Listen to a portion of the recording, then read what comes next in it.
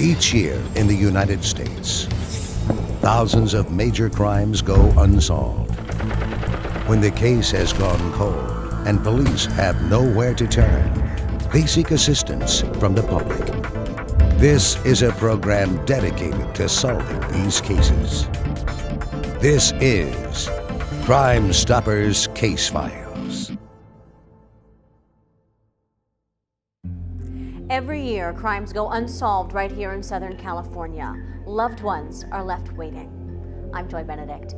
As a news reporter, I've covered countless crimes and homicides, and I know that sometimes victims of these crimes are forgotten almost as quickly as the headlines fade. So tonight on Crime Stoppers Case Files, we take another look at the crimes still lingering unsolved in our communities. Let's get started. It's shortly after midnight on August 20th, 2008. Jonathan Muse left home on his bicycle to go visit his girlfriend, and he never made it. So here's his story. He had a heart bigger than all of outdoors. He would do anything for anybody. He just had this personality that attracted people to him. You talked to him for 5 minutes and you were his buddy. He cooked so good, and people used to come over all the time so they could eat, and they used to ask him to cook. Jonathan was into everything as far as sports and activities are concerned. He played hockey, baseball, soccer, that was his favorite, and skateboarding. And he never sat in the house and played video games. He just couldn't deal with that. He wanted to be outside, climbing a tree. He just was not an indoors kid. He wasn't a real good student, but that's okay. He tried real hard. He has two older brothers. They're both in the Marine Corps. He drove his brothers crazy. He was a thinker. He liked to take everything apart. If you were missing a Game Boy, you'd find it in the bathroom drawer all taken apart. He wanted to see how it worked, because video games meant nothing to him. All that stuff meant nothing to him. He wanted to see how it worked inside. And Jonathan was the one that always got in trouble. He liked to do things his way, and he wasn't real good with conforming. I used to think if I could steer him in the right direction, he could rule the world. He was that strong and that stubborn in his ideals and what he believed in. He always fought for what was right and what he felt was right. And that was Jonathan. He had so many friends, so many people loved him. I'm at Pioneer and the 91 freeway, and there's this kid here, stooped over his bike. So I'm walking up to him now to check him. Is he shot, or do you know what's wrong with him? No, he's not shot, I don't think. Jonathan. Do you know him? He's a friend of mine. I need to check on him. I want to check Are you in front of him right now? and see if he's Are dead. you in Bye. front? On August 20th, 2008, a little after midnight, a passerby found our victim, Jonathan Muse. He was on Pioneer Boulevard at the underpass to the 91 freeway. He was actually lying on the sidewalk and still straddling his bicycle. All we know is that Jonathan had left his home sometime in the night of August 19th, 2008, and was heading to visit a friend. We know that at one point he stopped and actually walked into a Walgreens located in the city of Artesia, walked in and out, was there for about a minute. One of the possibilities of what happened to Jonathan was that he was riding his bicycle under the freeway and a vehicle pulled up alongside him and shots were fired. It's also possible that a local street gang may have actually shot him, mistaking him for perhaps a rival gang member. So at this point we don't know. Jonathan's attackers or attacker could have been on foot, on a bike, or in a vehicle. The California Highway Patrol received a 911 phone call from a passerby who had actually found Jonathan lying on the sidewalk and still straddling his bicycle and non-responsive. At the time, it was believed to be a medical rescue call, and when fire department personnel arrived on scene, they realized that Jonathan had actually suffered from gunshot wounds. Jonathan was transported to a local hospital where he was pronounced dead. It was around 4 a.m. The sound is still in my head. Tick, tick, tick, tick, tick, tick, tick, on my door, tick, tick, tick, tick, tick. And I yelled, "Who is it?" And they said, "Sheriff's Department." I remember backing into my shower and them following me in. I didn't want to hear anything because I didn't know what they were going to say. I wish they would have said he was in jail. I was not prepared for Jonathan's dead.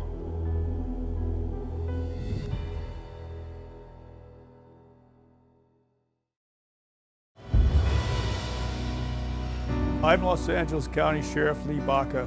The Los Angeles Sheriff's Department has partnered with the LAPD and other municipal police departments throughout our county to form the Los Angeles Regional Crime Stoppers organization. Crime Stoppers is an important law enforcement tool, a proactive approach to removing dangerous criminals from our streets. Each week on this television program, we will share the facts about unsolved cases, and you will have the opportunity to submit information that may help investigators without ever having to give your name. I encourage you to provide us any information you may have. I thank you for joining us and doing your part to make our community safer.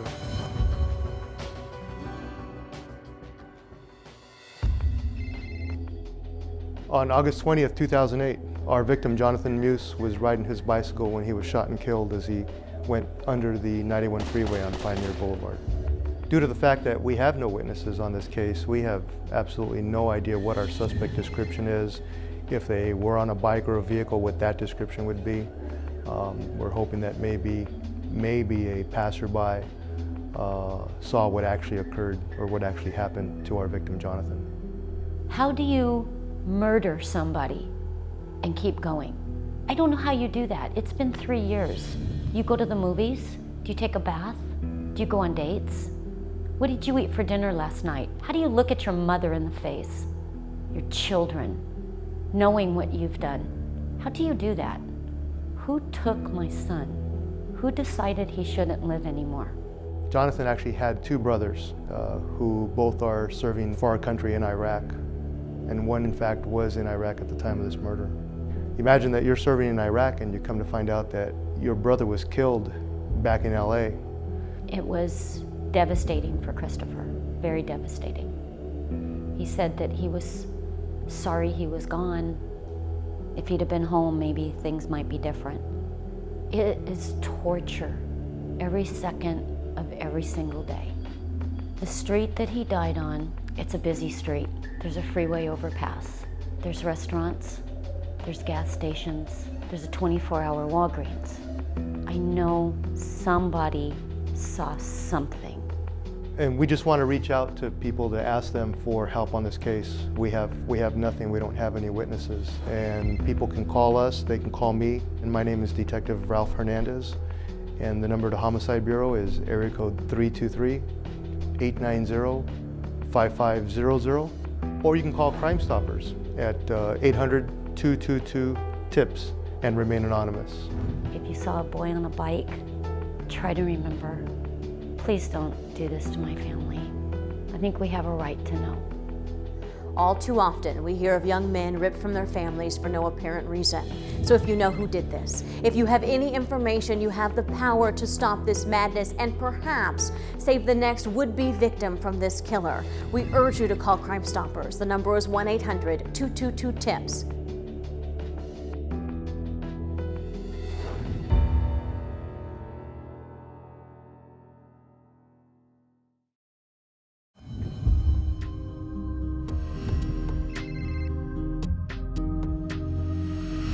On September 8, 2010, a hardworking father and pillar of the community is about to leave work at the end of a long business day when a gunman opens fire.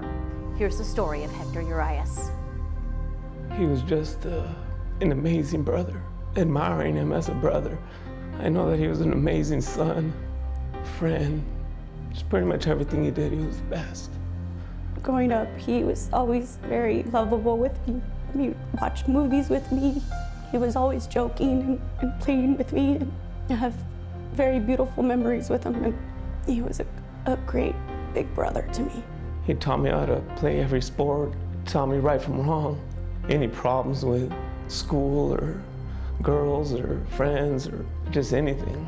He was a guy that was always there for you. You know, I felt like I was pretty special. Like, you know, he did that for me. But the more I learned about his relationships with everybody else, he just did that for everybody. Just had something about him that attracted everybody to him. Just his warmth, you know, just his openness. If I had a problem, he was the first one there. He would always call me and, what's going on? What do you need? Don't worry about it, everything's gonna be okay. He just made everything better. You know, if you put 1 million people in the room He's the one that stands out. He's the one that everybody wants to get to know.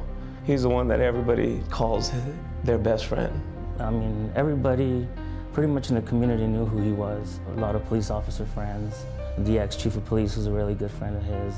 The new chief of police, you know, if they had functions for the mayors, you know, new people coming into office, they would have it at his shop. His business was an auto repair shop. He also did modifications on race cars and Volkswagens and different type of modifications like that.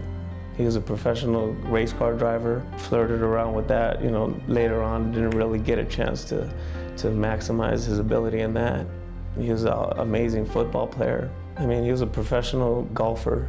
Did the amateur tour for a while, won a few tournaments, kind of flirted around with it, but entered it very late in life. He was involved in pretty much everything. Mr. Urias was an extremely popular person in the community.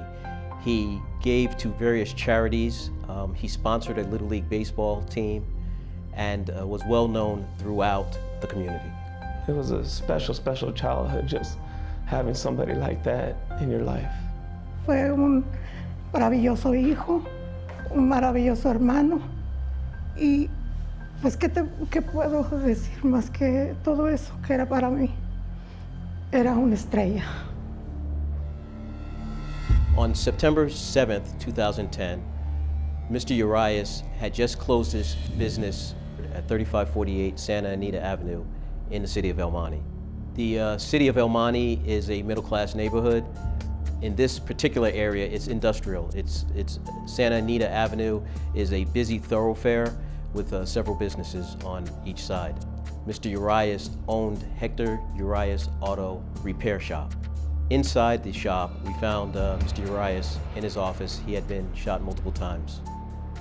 Prior to his death, upon closing his shop at approximately 6 p.m., he telephoned his wife and told her he was going to stay in the shop until his basketball game at 9:30 p.m., which was around the corner. He never arrived.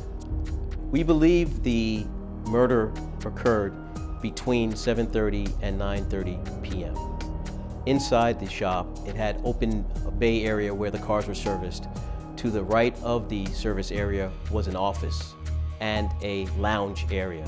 At the time of the shooting, we believe Mr. Urias was sitting on the couch watching television.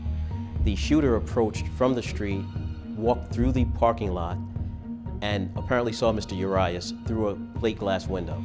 We believe the suspect shot one time at Mr. Urias, outside through the window. Mr. Urias, seeing the suspect, immediately got up and tried to exit out the side office door. However, we believe the shooter was able to get through the bay area and enter the office before Mr. Urias could reach the door, confronted him, and shot him. We have one witness who saw an individual described as a light-skinned Hispanic male walking through the parking lot away from the business at approximately that time. Well, we've had some tragedies in the family. Grandfather had passed, an aunt, an uncle. We've been receiving these calls, these late night calls, but every time it would be late, you would know it would be something bad. First thing I hear is my sister telling me, Raymond, Hector's been murdered. His wife, the next morning, realizing he never came home, telephoned her sister-in-law and mother-in-law who lived in the area. Mr. Urias' mother and sister went to the shop the following morning at 5:00 a.m. and found their loved one shot to death inside of his office. And I'll never forget the screams I heard. I just dropped to my knees. The worst day of my life.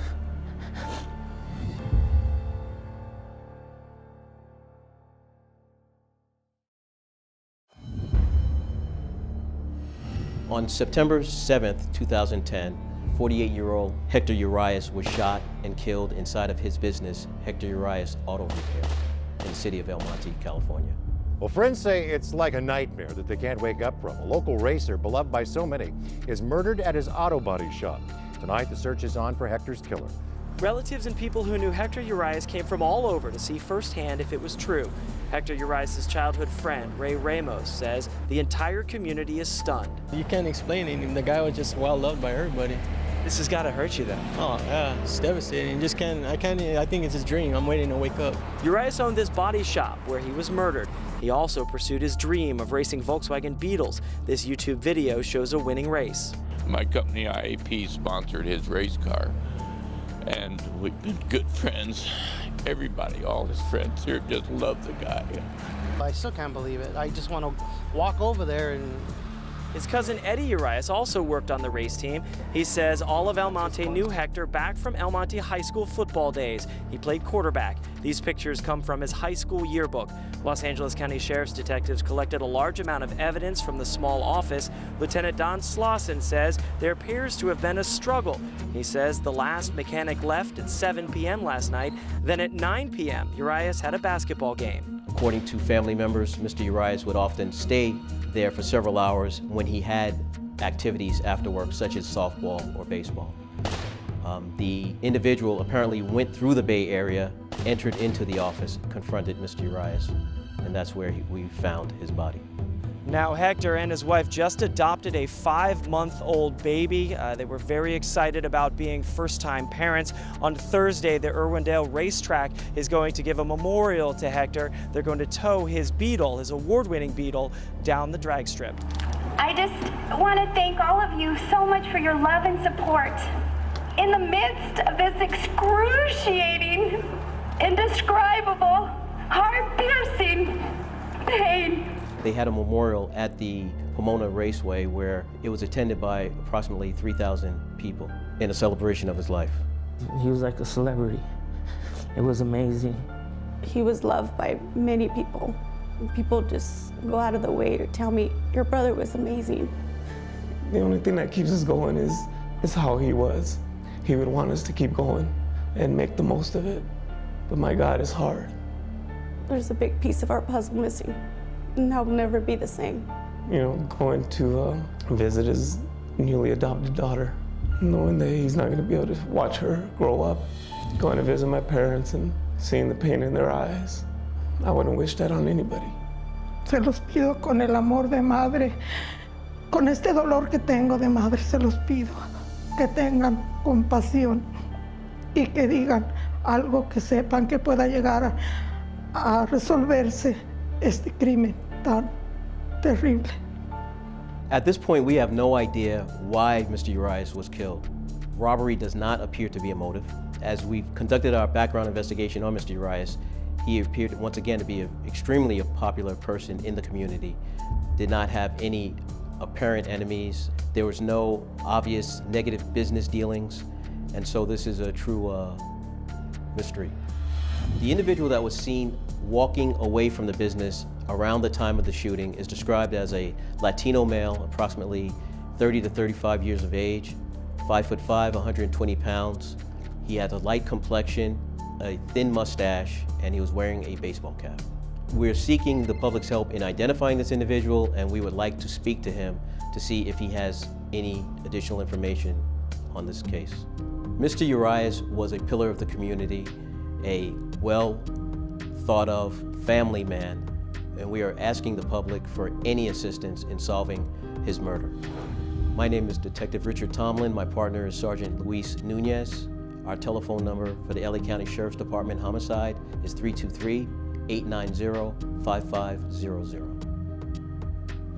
Hector Urias is described as a pillar in the community, someone who touched so many lives. In fact, he and his wife had just adopted a daughter, a little girl who will never get to know her father. That's why police need your help, so I want you to take a look at this sketch. This is a person of interest in this case. They're looking for a Hispanic male seen around the crime scene. He's 5'5", 120 pounds, around 30 to 35 years old. If you saw anything that night, if you've heard anything since that night, please contact Crime Stoppers. The number is 1-800-222-TIPS. Thank you so much for joining us for this week's edition of Crime Stoppers Case Files. Remember, we are here every week with more crimes and more families needing answers. These are your neighbors. This is your community, and you can make a difference.